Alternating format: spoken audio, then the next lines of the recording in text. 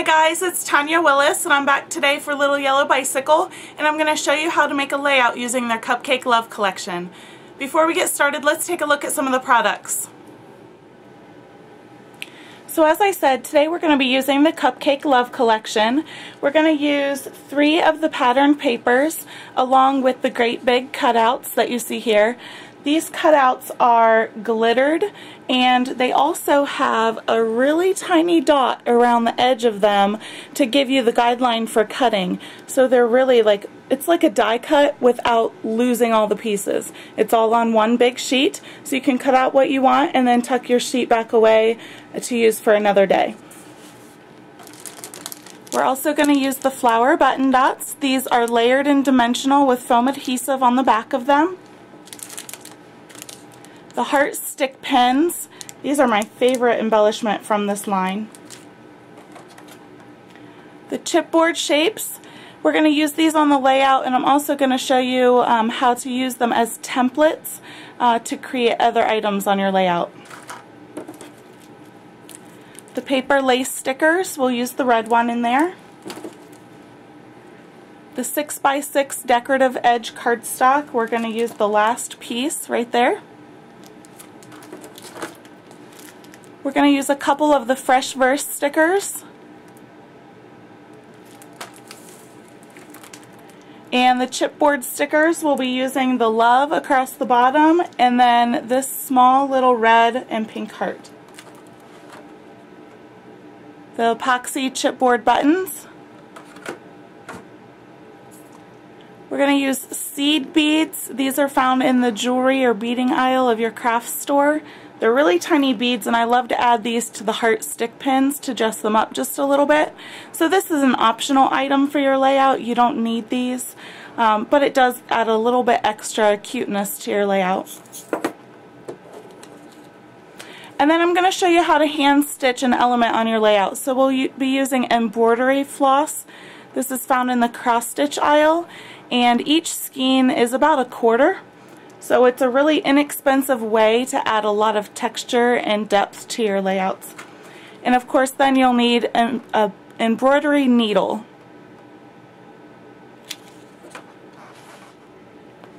Other tools that you'll need are a pencil,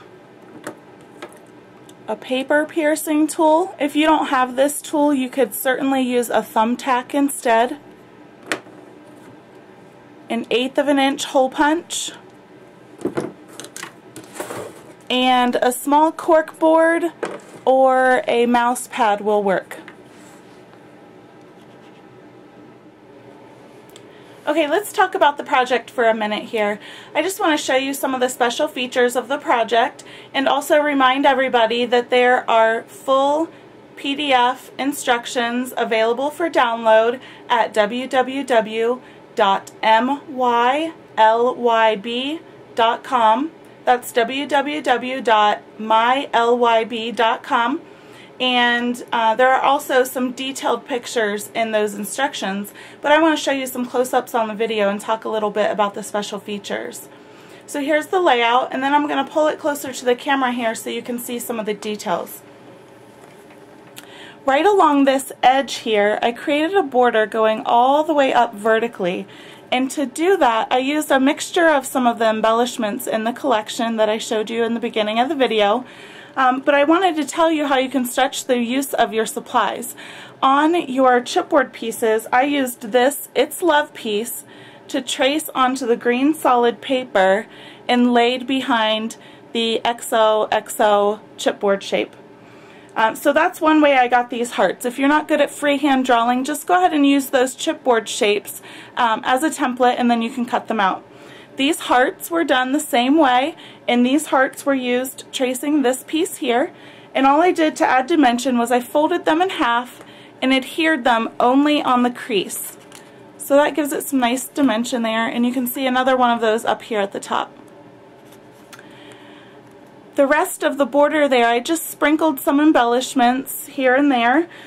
This is cut from the big cutout sheet, as well as this blue heart here. This pink heart is from the chipboard shapes pack.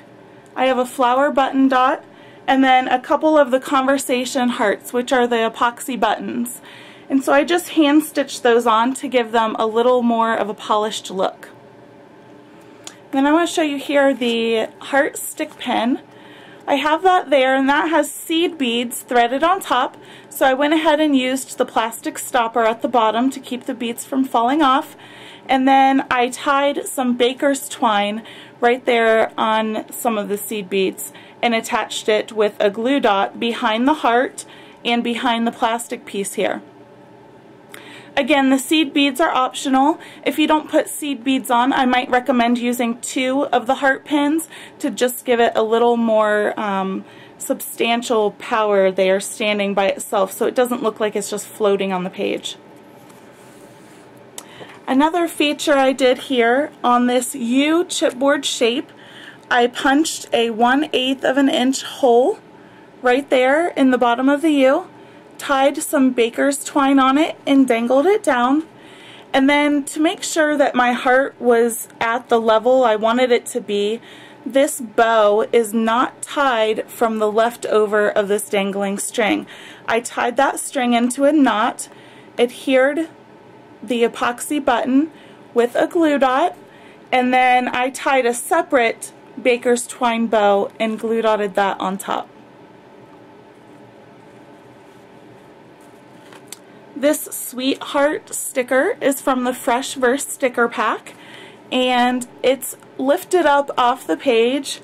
It's spanning the 2 chipboard pieces and lifted up with foam dimensional tape.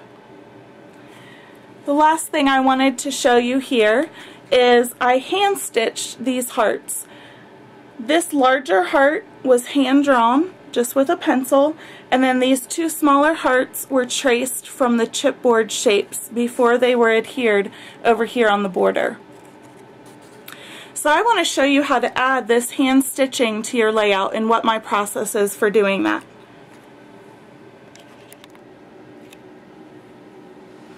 Okay, the last thing I do on my layouts is add the hand stitching. So we're just going to pretend this entire layout is done, and so I can just show you the technique. I don't want to waste additional products redoing a second complete layout just to show you this. It'll be easier for you to see without all the extras on the layout. So the first thing I would do is draw my items onto my background paper, and I definitely would not draw them as dark as you see them here. They are this dark just for the video purpose here so you can see them clearly. So I would use a very light hand when you draw them so that in the next step you can erase those lines. So the first thing you'll want to do is draw your images, and then you'll want to take your paper piercing tool along with your cork board or your mouse pad. Again, if you don't have a paper piercing tool, you can use the thumbtack. It works just as well. And you're going to start by piercing a hole at the point of each of these pieces here. As you pierce the holes, the exact measurement of the distance apart is not critical. They can be slightly off. If you prefer your stitches to be closer together, you could make them 1/8 of an inch apart. If you prefer your stitches to be longer, you could make them more than 1/4 of an inch apart. After you have all your holes pierced, the next thing you'll want to do is take your pencil eraser and lightly erase your pencil markings. Once you're done erasing, it should look like this. Of course, you will not be able to see the markings as well as you can see mine because I had the pencil mark really dark. The pack of embroidery needles that I like to use are by DMC. If you've never worked with embroidery floss or DMC floss before, I just want to tell you a little bit about it. Each thread here has 6 strands that make up the thread. So most cross stitchers, when they're cross stitching, use 3 strands. It separates really easy as it's just twisted. So you can see here how easily it separates. I prefer to use all 6 strands when I do my stitching, and it gives it a nice heavy stitch. if you don't like a thick, bulky stitch, you're going to want to use only 3 strands or 2 strands. You can practice with the number of strands until you get the look that you like. For my project, I will be using all 6 strands. So to start off, I'm going to take out a piece of the strand about 18 inches long. I find that if you use any longer than 18 inches, it starts getting tangled and difficult to work with. There's 2 different ways to start stitching. The first thing you're going to want to do is thread one end onto the needle, which is easier said than done. Sometimes I like to just wet the end of the strand to get it onto the needle. So once you have it on the needle, you're going to want about a 3-inch tail hanging there. The other end, you have 2 options. You can either put a double knot in this end, or when you pull it through your first hole on your layout, you can pull it all the way through and leave a 1-inch tail, and then tape that down with Scotch tape. Whichever method you prefer is fine. The double knot does not add that much bulk, so I prefer to do the knotting method.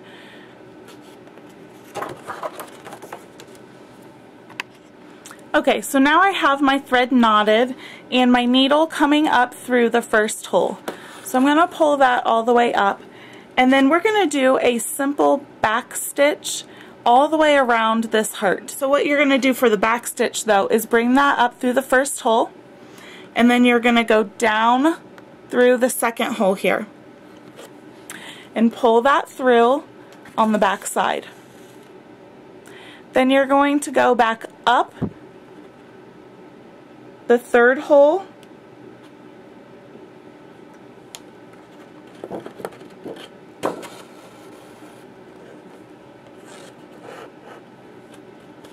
and I got a little pucker here, and sometimes that happens with the thread and you just need to work with it to get it out. Okay, so that pucker's back out. So I came up through the third hole and I'm going to go back down the second hole. That's why it's called a back stitch. So then you'll come up through the fourth hole,